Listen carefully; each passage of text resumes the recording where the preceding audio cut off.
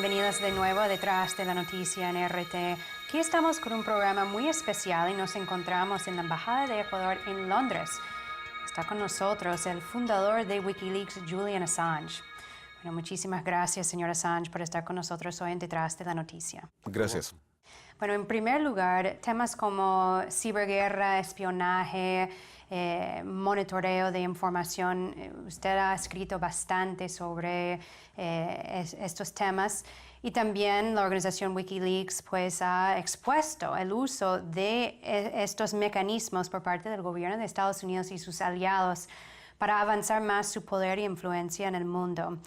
¿Cómo percibe las revelaciones y documentos que han sido publicados a través de Edward Snowden, el ex contratista de la Agencia Nacional de Seguridad de Estados Unidos, que han causado una reacción furiosa en América Latina por lo que han revelado sobre el espionaje masivo de Estados Unidos y también específicamente a jefes de Estado, como en países Brasil, por ejemplo, México, Venezuela, Bolivia, lo que ha sido su condena fuerte, la reacción esa de esos gobiernos en América Latina frente a estas informaciones? El 98% de las telecomunicaciones desde América Latina al resto del mundo, contando mensajes de texto, llamadas telefónicas, correos electrónicos, etc., pasa a través de Estados Unidos. En virtud de la geografía de América y como resultado de esta, las agencias de Estados Unidos tienen la ventaja de ser el centro neurálgico, con lo cual pueden interferir con facilidad las comunicaciones que pasan a través de ellos, catalogarlas y guardar ciertos datos por siempre, y así obtener información de cómo América Latina se comporta, hacia dónde se mueve, las transferencias económicas, actividades de los líderes y actores clave.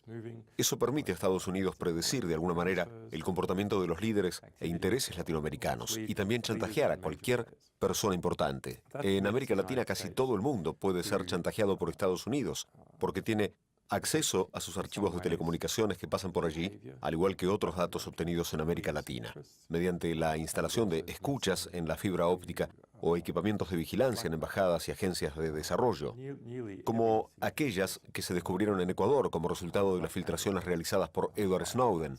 Entonces existe una situación en la que Estados Unidos ha trazado el mapa de la estructura de la comunidad entera, las relaciones entre los individuos que tienen cualquier ocasión de ejercer alguna influencia en América Latina y puede producir cambios y hacer que distintos actores se enfrenten entre sí. Ahora bien, si esto es verdad, entonces, ¿por qué ganó Maduro las elecciones en Venezuela? ¿Por qué el presidente Correa ganó con una significativa mayoría las elecciones en Ecuador, dada la actitud de Estados Unidos hacia estos estados? No es porque Estados Unidos no cuente con suficientes datos de inteligencia sobre América Latina. Es la consecuencia de que Estados Unidos haya quitado sus ojos de América Latina por unos 10 años para ponerlos en Medio Oriente y en cierta medida sobre Asia. En ese periodo, varios países latinoamericanos han desarrollado y hecho crecer su independencia de los intereses de Estados Unidos. Y ahora, desafortunadamente, Estados Unidos está volviendo a interesarse en América Latina y, a diferencia de 10 años atrás, tiene un masivo aparato de vigilancia mundial para controlar a cada individuo. Ahora, la presidenta de Brasil, Dilma Rousseff, en un discurso ante la Asamblea General de Naciones Unidas, condenó fuertemente a este programa de espionaje masivo de Washington y también hizo una propuesta de crear una plataforma internacional en Internet libre del control de Estados Unidos. Esa propuesta ha sido respaldada por otros países en América Latina. ¿Es posible la soberanía tecnológica en ese sentido fuera del control de Estados Unidos? ¿Y es algo que realmente podría solucionar esta situación de la invasión y la violación de la soberanía?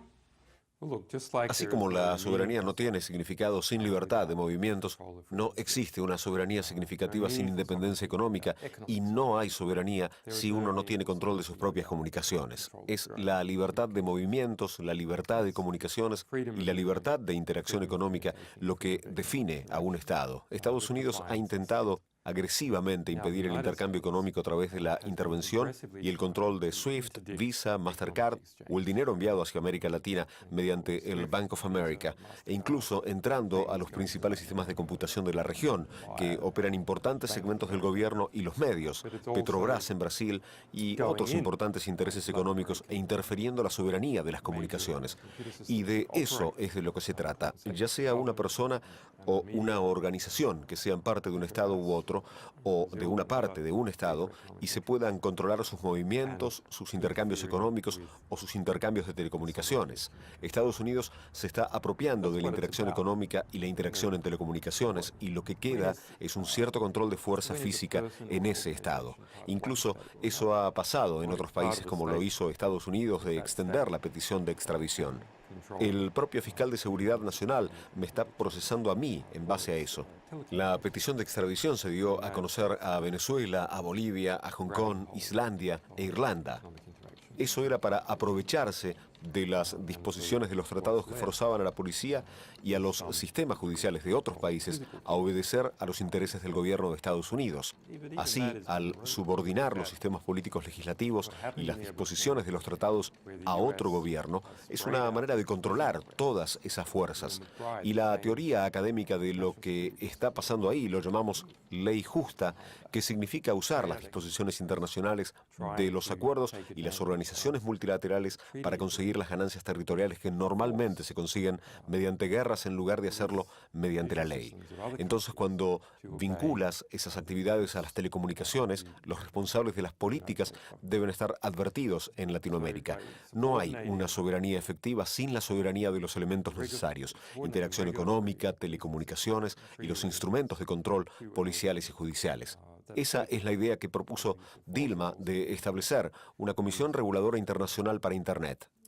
Esto provocó el terror de la Unión Internacional de Telecomunicaciones, UIT, que tomó el control de los aspectos clave de la regulación, ya que la UIT ha sido dominada por Europa durante muchos años. No creo que la Internet deba ser dominada por ninguna región y, consecuentemente, no debe ser dominada por gobiernos, pues ha dado lugar a una gran libertad de comunicación entre los individuos y del comercio y los negocios a causa de la falta de control de los estados.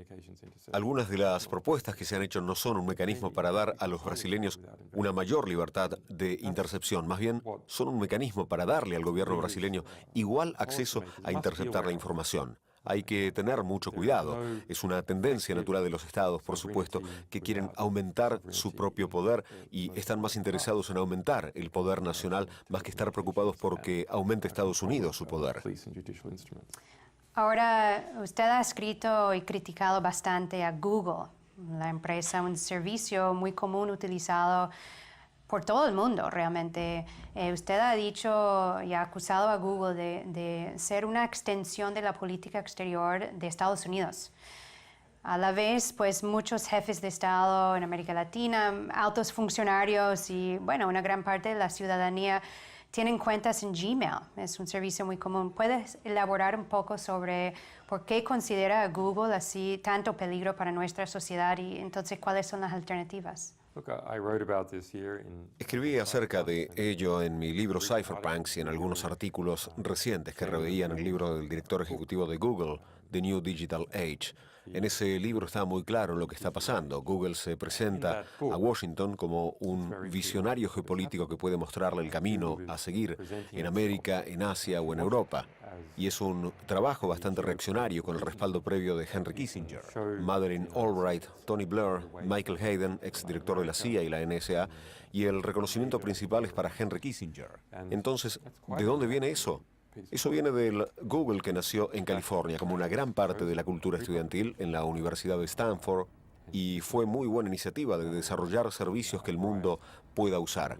Pero como Google es grande, el gobierno también quedó involucrado. Como ellos pretendieron salir al mercado mundial, eso les hizo relacionarse con el Departamento de Estado hasta el punto de que el jefe de Google Ideas es el ex consejero de Hillary Clinton y salió del Departamento de Estado.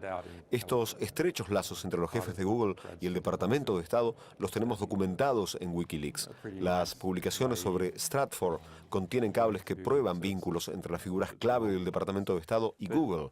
Así que para nosotros no fue mucha sorpresa reconocer que ya en el 2009 Google se metió con la Agencia de Seguridad Nacional para participar en el programa de prisiones. Así que podemos decir que Google es ahora una parte de la familia estadounidense. Gasta ahora más dinero en cabildeo en Washington que Lockheed Martin.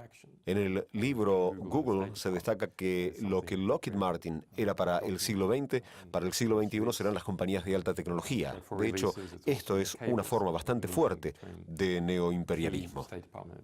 Y ahora vamos a hablar un poco sobre Wikileaks, la organización que usted ha fundado.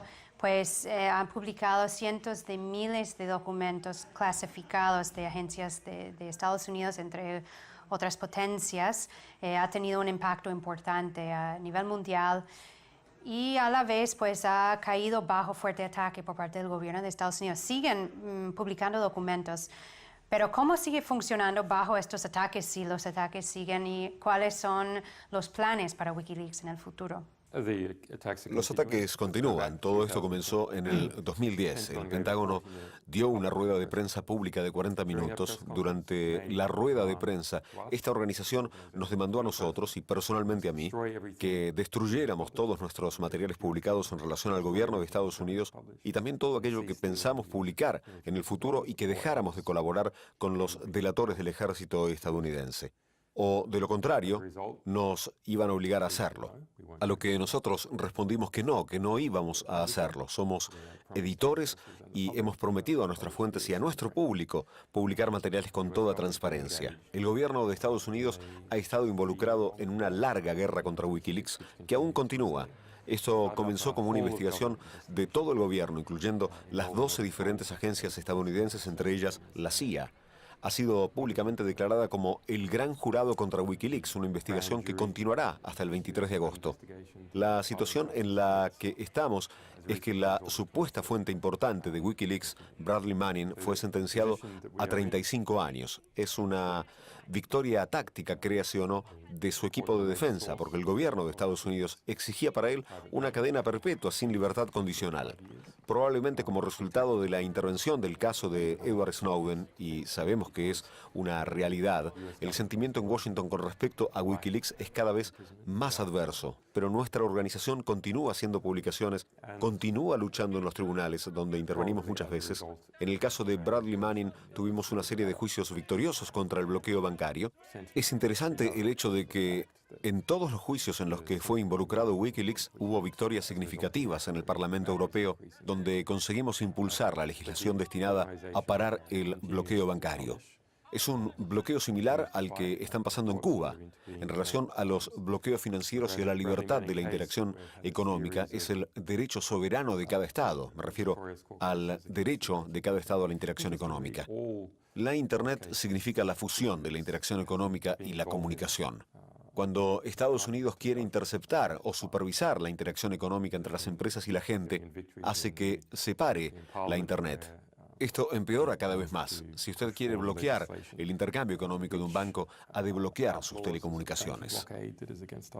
Ahora, ya usted mencionó el caso del soldado Manning, Chelsea Manning, conocido ahora, quien fue convicta de más de 35 años en la cárcel por espionaje, pero la acusación y la sentencia fue basada en ese cargo de espionaje por haber dado documentos clasificados a un medio de comunicación.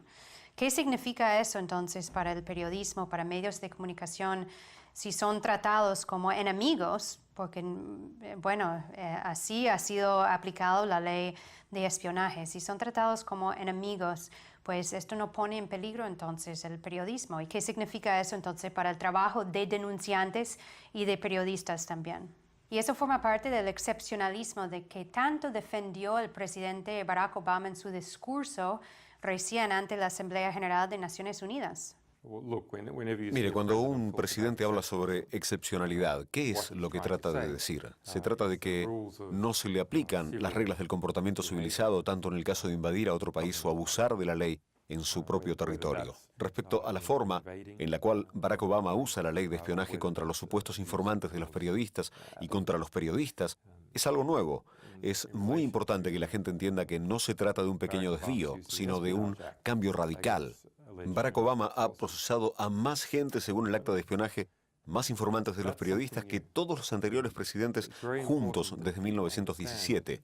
De hecho, él procesó el doble. Es una decisión consciente y deliberada de la Casa Blanca para crear un efecto intimidatorio con la ayuda del acta de espionaje como contrapeso a algunos otros mecanismos. En el caso de Bradley Manning, no hay alegación y nunca existió alegación de que él hubiera pasado información a otro país, de que hubiera vendido información, de que tuviera intención de causar daño a Estados Unidos o su pueblo de alguna manera. Es un abuso lingüístico llamar espionaje a la acción de hablar con los medios. Es un abuso similar decir que Wikileaks, siendo portal de publicaciones, se dedica al espionaje. Ahora quiero hablar sobre su caso. Estamos aquí en la Embajada de Ecuador en Londres, donde usted ha estado durante más de un año, casi un año y medio. Ha recibido asilo político, diplomático de Ecuador, pero no ha podido llegar a Ecuador porque si salga de esta puerta, las autoridades británicas lo pueden detener. Recientemente el canciller de Ecuador, Ricardo Patiño, afirmó que han estado trabajando fuertemente para negociar una solución con el gobierno británico, pero hasta el momento sin éxito. A la vez que también afirmó que podrían llevar el caso ante un tribunal internacional, violación de soberanía, de derecho al asilo. ¿Cómo ves que se puede resolver esta situación? Es una mezcla política, diplomática y legal. Creo que en un plazo razonablemente corto, un año y medio de hecho, hay algunas señales positivas de que sí habrá una resolución. El tiempo está de mi lado en este caso. En parte porque a medida que pasa el tiempo surgen más datos sobre la situación. Hemos presentado demandas criminales en Suecia y en Alemania en relación a la actividad de inteligencia contra la organización.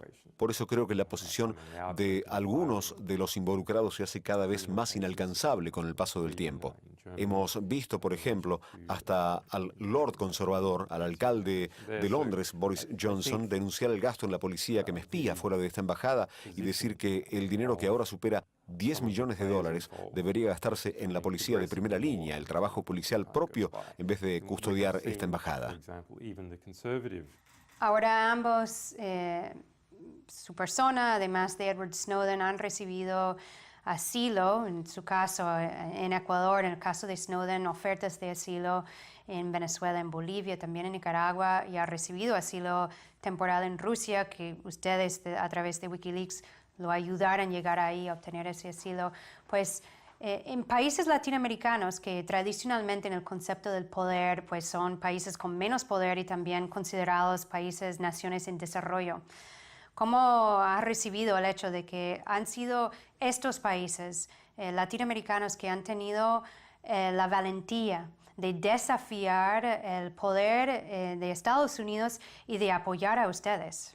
Bueno, es extremadamente interesante, ¿verdad? Estuvimos involucrados en la petición de asilo de Edward Snowden formal e informalmente alrededor de 20 diferentes naciones. Algunos porque pensamos que era una oportunidad digna, otros porque queríamos mostrar al público la negativa y generar un cierto debate público y que hubiera testigos de cómo se estaba comportando el gobierno. Pero usted tiene razón en relación a esas naciones que dieron un paso, fueron Latinoamérica y Rusia, no toda Latinoamérica tampoco, pero Venezuela, Bolivia y Ecuador mostraron interés. ¿Qué significa esto? Estos no son países muy poderosos. El caso de Rusia lo podemos entender, ya que tiene sus propias armas nucleares, es geográficamente independiente, y Latinoamérica no. Así que creo que es realmente una expresión de la democracia latinoamericana, donde hay gobiernos que sienten la necesidad de ser responsables para su pueblo, que necesitan colmar el tipo de valores que persiguen o que necesita la población. Yo veo que es una parte de la naturaleza democrática de Venezuela y de Ecuador. Y quizá Brasil no ha hecho todavía una oferta, pero está empezando a responder a otras cuestiones y protegiendo la ecología, empezando a responder a la presión pública. Puede comparar de una forma interesante a Alemania y Venezuela, pues en Alemania la privacidad es realmente una gran preocupación, probablemente sobre todo de los países de tamaño medio. La privacidad es lo que más se valora en Alemania por lo que ocurrió en la Segunda Guerra Mundial y por otros aspectos culturales. Y en Alemania tenemos a Angela Merkel para las elecciones, así que no necesitan estos acontecimientos sobre el asilo de Snowden, el espionaje en el contexto de los intereses y la privacidad del país, de un país que tiene unas elecciones federales, ni las publicaciones de documentos alemanes. El gobierno alemán no le ofreció asilo a Snowden ni nada parecido. Así que esto es un ejemplo de que, incluso si la población tiene un deseo democrático, es solo el deseo del pueblo. Es un ejemplo de que el gobierno no refleja bien ese deseo. Podemos ver en Ecuador, en Venezuela y en Bolivia que el gobierno es más receptivo, al menos en relación a los asuntos de soberanía, a las demandas de la población. Ahora quiero hacer una última pregunta con varios temas. Uno es el tema del periodismo. Periodismo investigativo, ya si periodistas denunciantes, quienes están publicando información sobre los abusos de poder cometidos por el gobierno de Estados Unidos y otras potencias con bastante poder, intereses poderosos, si son tratados como terroristas o enemigos del Estado, ¿está bajo extinción o bajo peligro de extinción el periodismo investigativo? Y también para referir al caso de Edward Snowden, como un denunciante, la persecución contra él, ¿qué entonces significa eso para quienes en el futuro quieren denunciar también esos abusos del gobierno de Estados Unidos? ¿Cómo ve la resolución en el caso de Snowden? Y una última parte de esa pregunta es la nueva película que está saliendo sobre Wikileaks, sobre su persona, El Quinto Poder, El Quinto Estado, una película hecha por Hollywood que usted ha criticado como una medida de propaganda para distorsionar o manipular el trabajo que han hecho ustedes. Eso forma parte todo de una campaña para desacreditar entonces al trabajo, a Wikileaks, a quienes denuncian los abusos cometidos por el gobierno de Estados Unidos particularmente. Edward Snowden está a salvo en Rusia. Tiene el asilo formal para un periodo de un año, pero me imagino que los rusos están dispuestos a extenderlo en forma indefinida. Me preocupa más el acoso periodístico en el que estuvo envuelto con nuestra periodista Sarah Harrison, quien estuvo involucrada en el caso Snowden y pasó 39 días con él en el aeropuerto de Moscú tras el vuelo desde Hong Kong. Le protegió y le ayudó con la presentación de solicitudes. Permanece en Rusia actualmente. Ella es del Reino Unido. Como bien sabemos, el periódico The Guardian se considera como asociado de Glenn Greenwald, que fue detenido en el aeropuerto de Londres por actos de terrorismo sin acusación formal. Fue iniciada una investigación acerca de todas estas personas, una investigación formal del caso terrorista. La postura del Reino Unido es clara. En cuanto encuentren a alguien que les indique qué es lo que deben hacer con este asunto, lo harán. Probablemente harán todo lo posible para demostrar su apoyo a Estados Unidos, porque pertenecen al mismo círculo y sienten su dolor. Igual será el cuartel general de comunicaciones del gobierno. Nos preocupa mucho lo que pase con Sarah Harrison. Sin embargo, hay que tener una visión más amplia. Existe una relación muy estrecha entre Estados Unidos y el Reino Unido. Es obvio para cualquiera. El Estado de Derecho sufre un colapso poco a poco. El mecanismo gubernamental está por encima del pueblo y del sistema jurídico. El proceso jurídico se hace cada vez más secreto. Aquí se introducen las claves secretas. Incluso el Partido Laborista propone una cláusula en la legislación para que a un soldado no se le critique, añadiendo el discurso del odio. Esto ya recuerda el protofascismo. Es muy difícil decirlo, pero creo que es una definición correcta. Estados Unidos hace a la gente extremadamente asustadiza. Incluso al periódico The Guardian le hace tener mucho cuidado con sus publicaciones. Muchos artículos que quedan sin publicar se hacen muy predecibles, ocultan muchos documentos. Lo mismo pasa en Estados Unidos. Desde esta perspectiva, Wikileaks es editor. Pensamos que esto está bien. Seremos el único jugador que continúa en el juego. Julian Assange es un activista de la libertad de expresión. Si se prohíbe esta libertad, ya se trata de una abominación. Por otro lado, puede percibirse el olor a pólvora en el aire y el fervor de la batalla entre aquella gente que revela la información sobre los crímenes del Estado, los crímenes de guerra y violencia masiva, y aquellos que intentan ocultarlo. Pero se sabe cuál de las partes está ganando. Se trata de un conflicto serio entre el sistema de la seguridad nacional en Occidente, que está creciendo, y la gente que intenta sacar a la luz lo que hace este sistema. Eso está claro. pero lo que no está claro es cuál de estos dos bandos está ganando. Bueno, ya hay varios triunfos importantes en nuestro haber, como dicen muchos periodistas, vigilados y procesados. Ahora, la película, si puedes responder sobre ese tema. Esta película viene de Hollywood. Sé en qué libros fue basada. Los libros definitivamente fueron un intento de desacreditar. Y DreamWorks, a su vez, recogió los dos libros más mentirosos y desacreditados entre decenas de otros libros que están accesibles. Creo que esto viene de un ámbito particular. No sé si esto fue el intento de los realizadores de la película, pero ciertamente así es el resultado.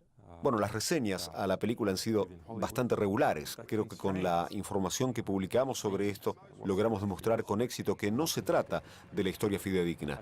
Es interesante que Disney de Estados Unidos, que es responsable por la distribución allá, publicaba mis carteles con la palabra iluminada traidor sobre mi cara. Es un concepto ridículo porque soy australiano. ¿Cómo podría ser yo traidor de Estados Unidos en teoría? Es un tipo de difamación. Creo que finalmente la gente empieza a volverse inmune a este tipo de ataques. Han sido tantos con el paso del tiempo y la gente ha estado mirando la saga de Wikileaks, ha visto muchos de estos ataques y luego cómo resultan no ser verdad. Por eso creo que no nos veremos afectados por el film. Bueno, y lamentablemente tenemos que dejarlo hasta ahí, no tenemos más tiempo, pero son temas de profundo interés para el mundo. Ustedes han hecho un trabajo extraordinario que ha abierto un gran debate a nivel mundial y agradecemos muchísimo la presencia hoy en nuestro programa, Julian Assange. Gracias por estar con nosotros en Detrás de la Noticia. Gracias a usted. Y eso ha sido nuestro programa para hoy. Como siempre, ustedes me pueden seguir vía Twitter, @EvaGollinger, y a través de mi blog en actualidad.rt.com. Muchísimas gracias por estar con nosotros y hasta la próxima.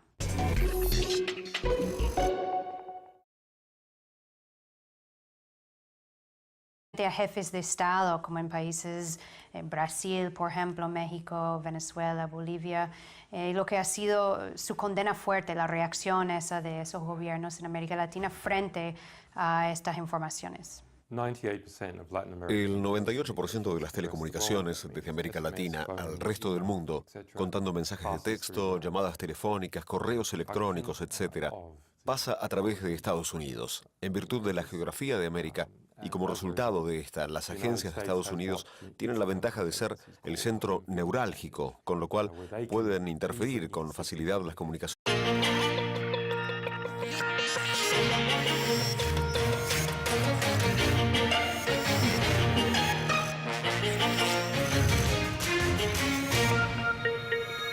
Bienvenidos de nuevo a Detrás de la Noticia en RT. Aquí estamos con un programa muy especial y nos encontramos en la Embajada de Ecuador en Londres. Está con nosotros el fundador de Wikileaks, Julian Assange.